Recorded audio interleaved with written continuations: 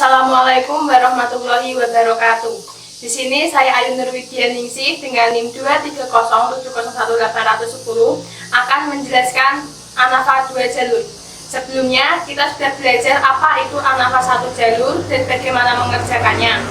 Jadi ANAFA 2 jalur ini hampir sama dengan ANAFA 1 jalur. Perbedaannya yaitu jika di ANAFA 1 jalur hanya terdapat kolom, tapi di ANAFA 2 jalur ini terdapat interaksi antara kolom dan baris. Nah, untuk lebih paham, mari kita berpindah pada soal. Kita latihan soal dulu ya teman-teman. Oke, sekarang kita langsung saja masuk ke contoh soal uji ANAFA 2 jalur. Nah, untuk lebih pahamnya, kalian harus mempelajari uji ANAFA 1 jalur dulu ya teman-teman. Nah, di sini kita ada soal. Soal ini kita harus mencari apakah ada perbedaan kemampuan berpikir kritis pada kelompok kecerdasan tinggi dan kecerdasan rendah dengan model pembelajaran PBM dan konvensional. Nah, di sini kita sudah mempunyai subjek. Di sini juga ada variabel bebas dan variabel tergantung, di mana variabel tergantung ini yaitu Y, yang artinya kemampuan berpikir kritis. Kemudian variabel bebasnya, variabel bebas A yaitu perlakuan, A1 model pembelajaran berbasis masalah, A2 konvensional, dan variabel bebas B-nya B1 kecerdasan tinggi dan kecerdasan rendah. Nah, untuk langkah selanjutnya kita menggunakan tabel Harker. Nah, kita lihat di sini. Di sini ada tabel harga sigma A1 B1, sigma A1 B2, sigma A1 B2, sigma A2 B1, sigma A2 B2, sigma A1 B1 kuadrat, sigma A1 B2 kuadrat, sigma A2 B2 kuadrat, dan sigma A2 B2 kuadrat. Nah, dari masing-masing ini kan kita jabarkan. A1 B1 nilainya tadi kan 8. Terus A1 B1 kuadrat otomatis 8 kuadrat. Nah, 8 kuadrat ini adalah 64. Nah, sampai gitu terus ya teman-teman, dihitung sampai selesai.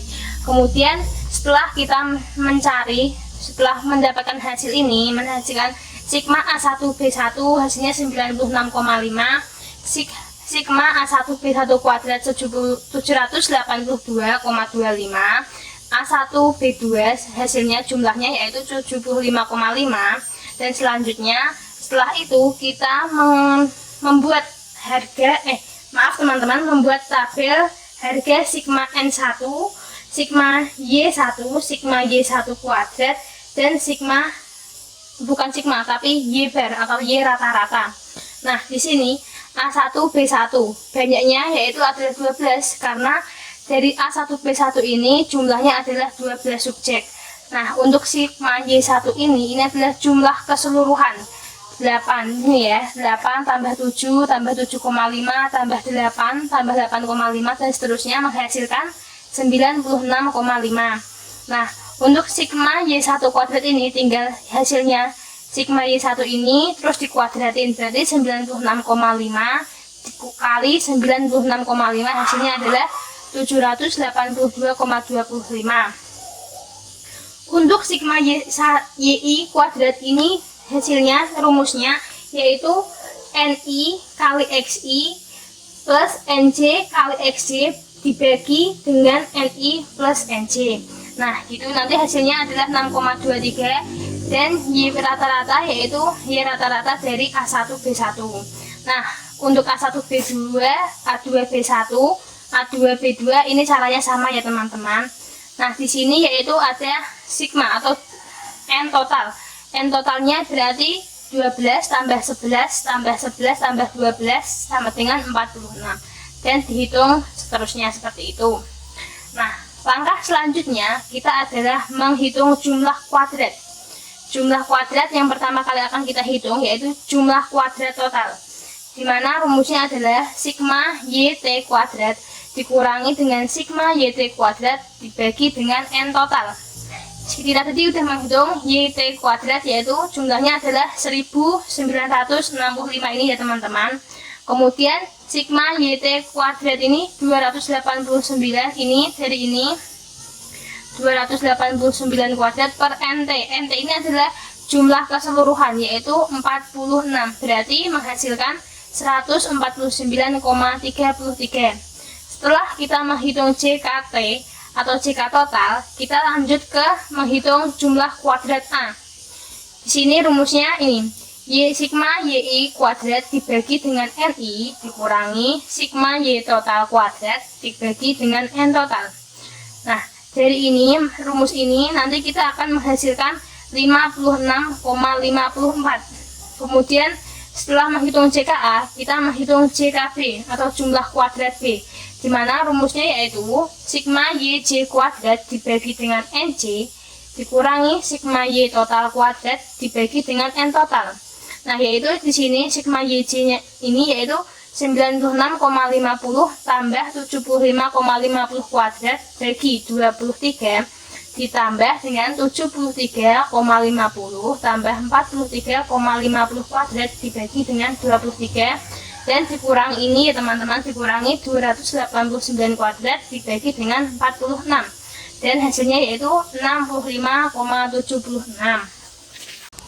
Oke, lanjut lagi ya teman-teman, yaitu di sini kita lanjut menghitung jumlah kuadrat AB, di mana rumusnya yaitu YIJ kuadrat dibagi dengan NIJ dikurangi sigma YT kuadrat dikurangi N total dikurangi JKA dikurangi JKB. JKA dan JKB ini sudah kita hitung tadi ya teman-teman.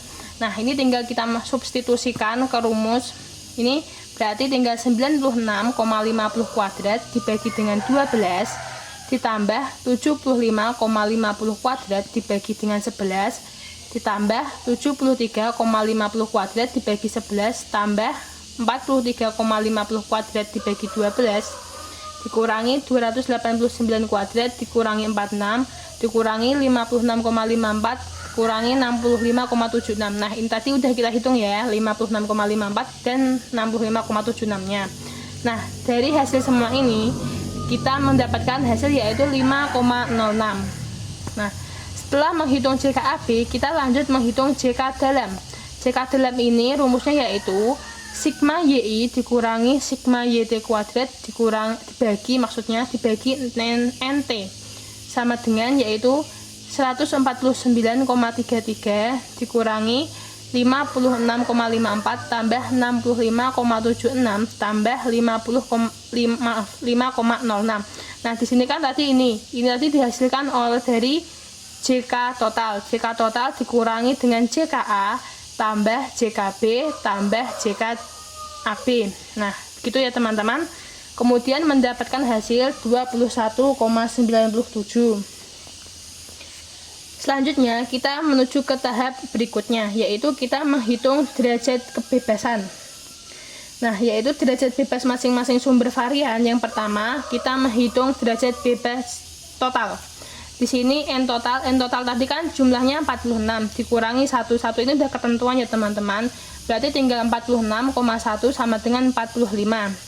Nah, di sini derajat bebas A yaitu NA kurangi 1 sama dengan 2 dikurangi 1 sama dengan 1. Kemudian derajat bebas B sama dengan NB dikurangi 1 sama 2 dikurangi 1 sama dengan 1. Kemudian lanjut ke DBAB. Nah, di sini kita mendapatkan rumus statistiknya yaitu NA kurangi 1 dan dikali NB kurangi 1 sama dengan 2 min 1 dikali 2 min 1. 2 min 1 kan hasilnya 1. 1 dikali 1 hasilnya 1. Kemudian lanjut ke DB dalam, yaitu rumusnya N total dikurangi NA dikurangi NB. Ini NB ya teman-teman. Ini tipe nggak tahu gimana. Jadi sama dengan 46 dikurangi 2 kali 2 sama dengan 46 dikurangi 4. Berarti hasilnya adalah 42 ya. Setelah menghitung derajat kebebasan, kita menghitung rata-rata jumlah kuadrat atau disingkat dengan RJK. Yang pertama, kita menghitung RJKA. Nah, di sini RJKA rumusnya adalah JKA dibagi dengan DBA. Cukup mudah dihafalkan teman-teman, tinggal kita ikuti huruf akhirnya yaitu AA, BAA, BB gitu. JKA. JKA tadi kita mendapatkan hasilnya 56,54 dan derajat bebas A-nya yaitu 1. Berarti 56,54 dibagi 1 sama dengan 56,54. Kemudian RJKB. RJKB ini rumusnya sama, JKB dibagi dengan derajat bebas B, yaitu 65,76 dibagi 1 sama dengan 65,76.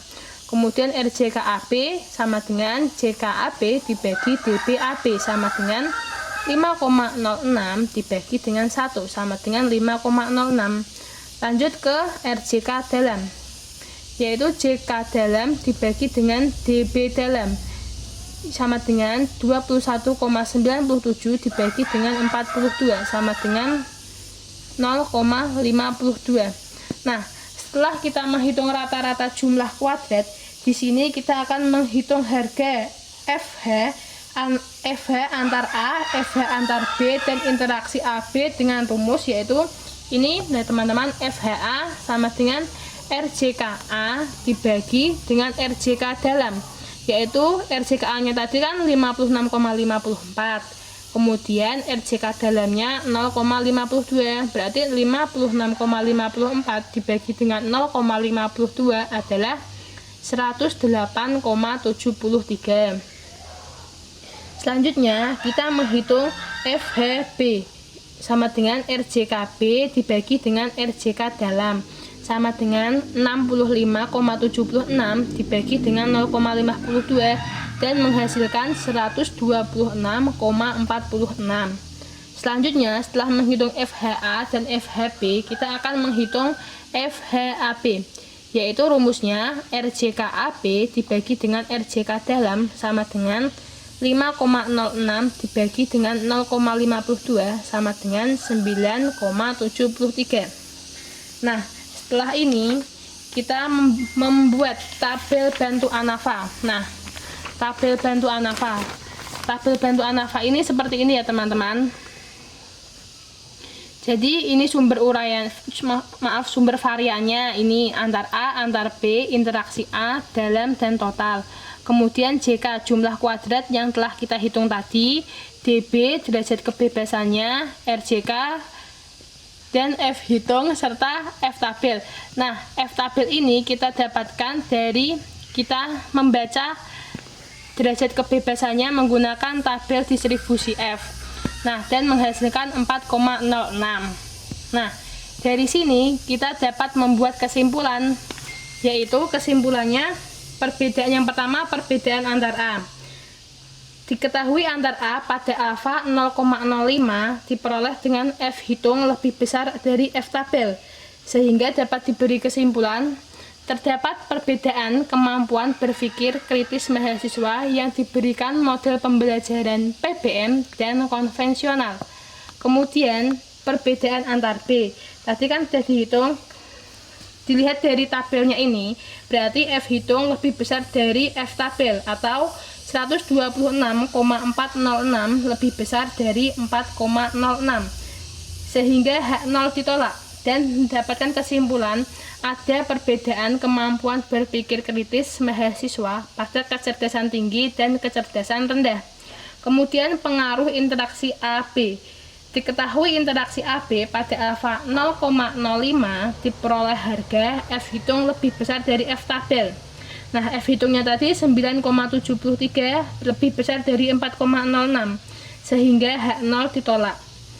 Sehingga dari sini kita dapat tarik kesimpulan bahwa pengaruh interaksi antara model pembelajaran dan tingkat kecerdasan terhadap kemampuan berpikir kritis mahasiswa. Kemudian, nah dari sini tadi rumus F tabel ini yaitu suatu nilai tertentu yang digunakan sebagai pembanding apakah sebuah penggunaan yang menggunakan F hitung dikatakan signifikan atau tidak. Nah, dari sini kita simpulkan bahwa ada perbedaan signifikan. Karena ada perbedaan signifikan sehingga kita lanjut ke uji lanjut. Jadi ketika kita menghitung F tabel dan tidak ada perbedaan signifikan, kita cukup sampai di sini aja ya teman-teman. Tapi berhubung ini di dalam kesimpulannya terdapat perbedaan yang signifikan, jadi kita masuk ke uji lanjut. Nah, Untuk melakukan uji lanjut, diperlukan penghitungan sebagai berikut. Diketahui JKA sama dengan 56,54, JKB sama dengan 65,76, dan JKAB sama dengan 5,06, maka JKAY-nya yaitu JK keseluruhannya 56,54 tambah 65,76 ditambah 5,06 sama dengan 127,36. Dan selanjutnya yaitu menghitung derajat bebas AY, yaitu angka keseluruhan, yaitu NAY dikurangi 1 sama dengan 4 dikurangi 1 sama dengan 3.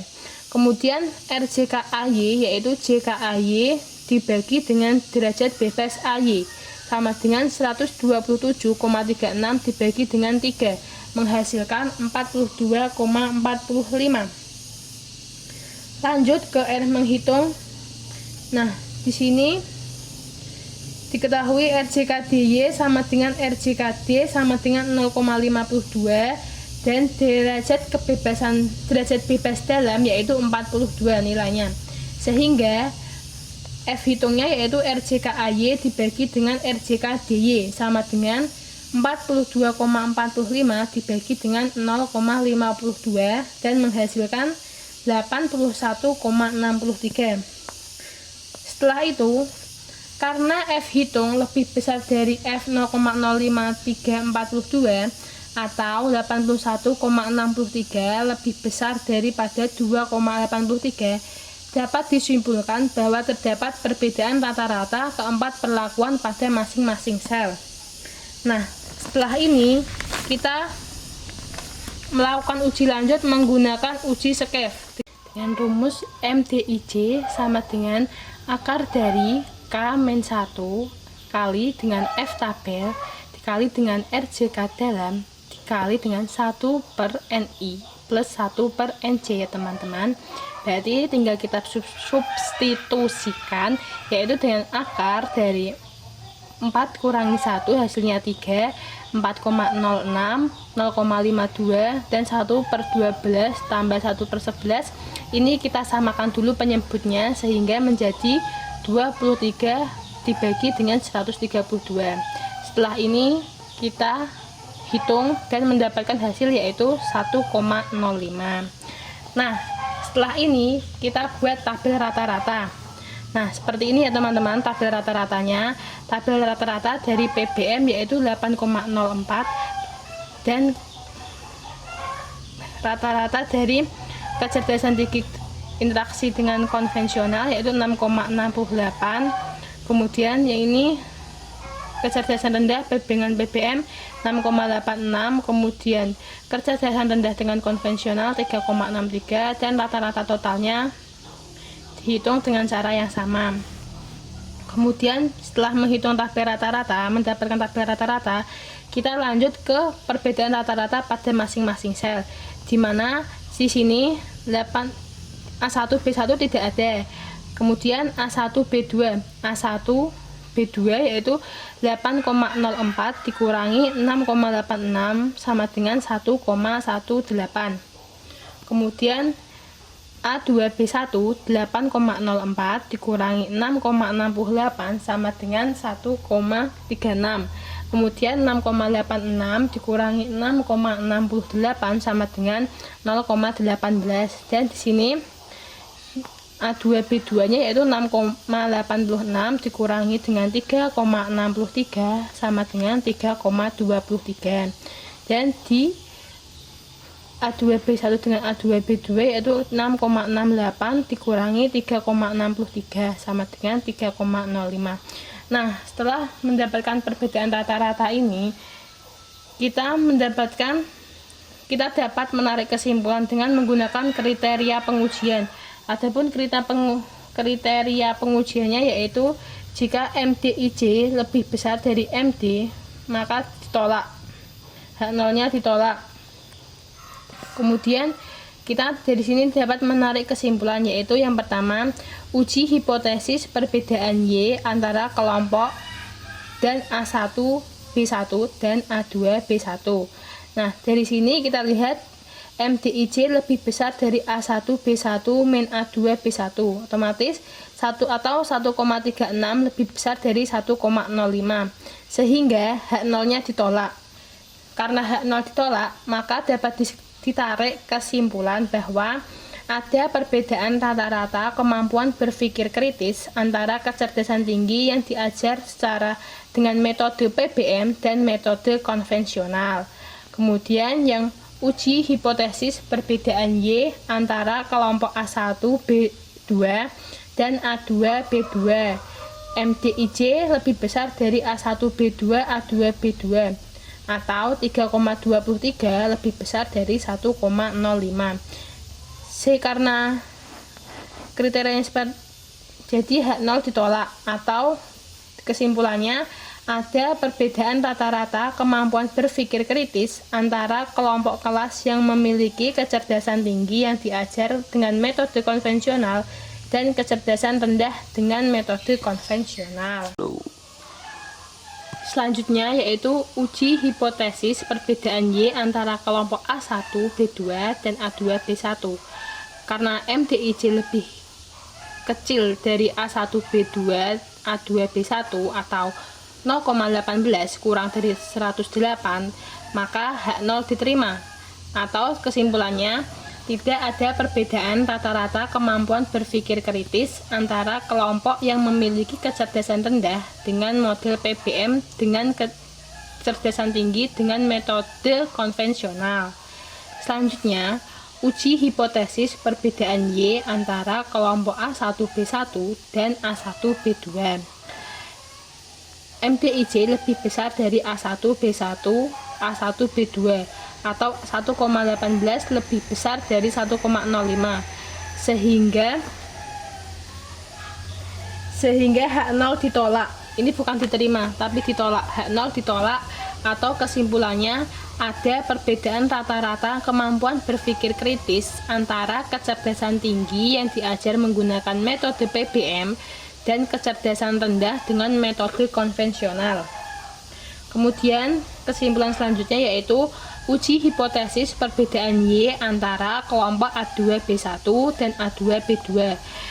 Kemudian karena hasil perhitungan nilai MDIC lebih besar dari A2 B1 min A2 B2 atau 3,05 lebih besar dari 1,05, maka H0 ditolak, sehingga kita dapat menyimpulkan ada perbedaan rata-rata kemampuan berpikir kritis antara kecerdasan tinggi yang diajar menggunakan metode konvensional dan kecerdasan rendah dengan metode konvensional. Nah, gimana teman-teman? Udah paham apa belum? Itu tadi pembahasan kita tentang contoh uji ANAFA 2 jalur. Nah teman-teman, itu tadi penjelasan dari uji ANAFA 2 jalur. Sekarang kita akan belajar uji Kruskal-Wallis. Nah, uji Kruskal-Wallis ini dikembangkan oleh Kruskal-Wallis pada tahun 1952. Uji Kruskal-Wallis adalah uji non-parametrik berbasis peringkat yang tujuannya untuk mengetahui apakah ada perbedaan signifikan statistik antara dua atau lebih variabel independen pada variabel dependen yang berskala numerik dan berskala ordinal. Selain itu, uji Kruskal-Wallis ini juga identik dengan uji one-way ANOVA atau uji ANAFA 1 jalur. Nah, biasanya uji Kruskal-Wallis ini digunakan sebagai alternatif uji one-way ANOVA. Selain sebagai alternatif uji one-way ANOVA, uji ini juga digunakan sebagai pengembangan dari uji Mann-Whitney-Hughes. Diketahui bahwa uji tersebut hanya dapat digunakan pada dua variabel. Berbeda dengan uji Kruskal-Wallis ini, jadi Kruskal-Wallis ini bisa digunakan pada 2, 3, atau 4, serta lebih dari itu pada variabel. Untuk lebih pahamnya, mari kita belajar ke contoh. Nah, sekarang kita masuk ke contoh soal Kruskal-Wallis ya teman-teman. Seperti penjelasan saya tadi, uji Kruskal-Wallis ini yaitu uji non-parametrik berbasis peringkat yang tujuannya untuk menentukan adakah perbedaan signifikan secara statistik antara dua atau lebih kelompok variabel independen pada variabel dependen yang berskala data numerik dan skala ordinal. Nah, uji Kruskal-Wallis ini identik dengan uji one-way ANOVA atau uji ANOVA satu jalur pada pengujian parametris, sehingga uji ini merupakan alternatif bagi uji one-way ANOVA apabila tidak memenuhi asumsi, misal asumsi normalitas ya teman-teman. Nah, di sini kita mempunyai soal, yaitu seorang peneliti berkeinginan untuk meneliti pengaruh penggunaan musik di dalam proses pembelajaran terhadap fokus belajar. Musik yang dijadikan perlakuan adalah musik klasik dan musik lainnya yang diuji cobakan pada dua kelas. Pada satu kelas lainnya tidak diberikan musik. Untuk itu, peneliti membagi sampel penelitian menjadi 3 kelas, di mana masing-masing kelas terdiri dari 5 siswa. Berdasarkan penelitian ini, diperoleh data sebagai berikut. Nah, ini adalah tabel skor kelompok. Kelompok 1 tanpa musik, kelompok 2 dengan musik metal, kelompok 3 dengan musik klasik.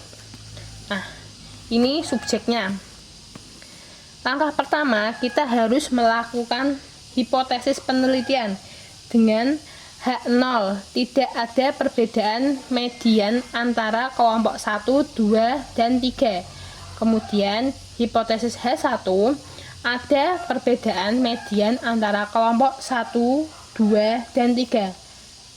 Dari sini, kita dapat simpulkan hipotesis statistiknya, yaitu H0 banding theta 1 sama dengan theta 2 sama dengan theta 3. H1 bukanlah H0.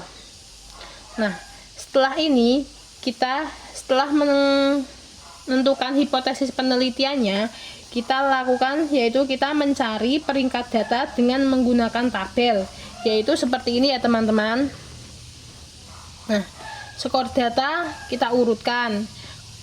Kemudian untuk peringkat data, kita mendapatkan nilai seperti ini.